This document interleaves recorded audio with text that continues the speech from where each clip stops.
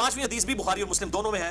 مشکات میں 2001. ام عائشہ رضی اللہ تعالیٰ عنہ کہتی ہیں کہ آپ صلی اللہ علیہ وآلہ وسلم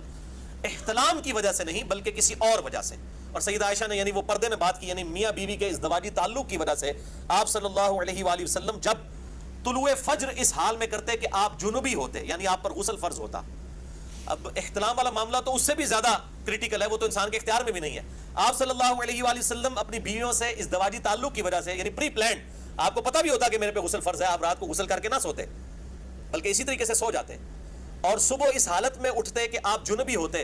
اور ختم سحری بھی ہو چکا ہوتا، یعنی طلوع فجر بھی، یعنی آپ نے سحری بھی نہیں کی ہے اور غسل بھی نہیں اتارا ہوا، تو آپ صلی اللہ علیہ وسلم اسی حال میں روزہ رکھ لیا کرتے. یعنی روزہ رکھنے کے لیے جنوبی شخص کا غسل اتارنا ضروری نہیں ہے، بغیر غسل اتارے بھی وہ سحری کھا کے روزہ رکھ سکتا ہے، فجر کا وقت داخل ہونے کے بعد غسل کر لے، یا اگر فجر کا وقت داخل ہونے کے بعد اٹھائے تو 8 پیرا روزہ رکھنا چاہ رہا ہے تو بعد میں غسل اتار لے، جس طرح آپ صلی اللہ علیہ وآلہ وسلم کے کیس میں ہوا.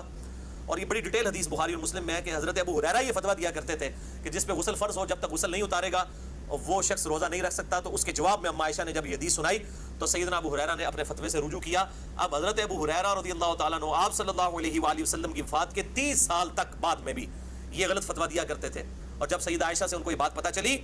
تو انہوں نے رجوع کیا. تو اگر امام ابو ہریرہ سے کوئی حدیث چھپی رہ سکتی ہے جو سب سے بڑے محدث ہیں تو امام حنیفہ سے بھی کوئی حدیث چھپی رہ سکتی ہے. کہتے ہیں امام حنیفہ کو کیوں غلطی لگی؟ بھائی حضرت ابو ہریرہ جو سب سے زیادہ حدیثیں روایت کرنے والے ہیں ان تک حدیث نہیں پہنچی، وہ یہ فتویٰ دیتے تھے کہ جس پہ غسل فرض ہو وہ بغیر غسل اتارے روزہ نہیں رکھ سکتا. تو اور کسی کو غلطی کیا نہیں لگ سکتی؟ بڑے سے بڑے شخص کو بھی غلطی لگ سکتی ہے. اور امام مالک کا جو قول ہے کہ آپ صلی اللہ علیہ وآلہ وسلم کی قبر مبارک کی طرف اشارہ کر کے کہتے تھے کہ اس صاحب قبر کے علاوہ کوئی روئے عرض پہ ایسا شخص نہیں ہے کہ جس کی ہر بات مقبول ہو سوائے ان کی ہر بات مقبول ہے، کوئی مردود نہیں. اور پھر فرمایا کرتے ہیں ان کے علاوہ کوئی ایسا شخص نہیں ہے کہ جس کے ساتھ اختلاف نہ کیا جا سکے، ہر شخص سے اختلاف ہو سکتا ہے سوائے آپ صلی اللہ علیہ وآلہ وسلم.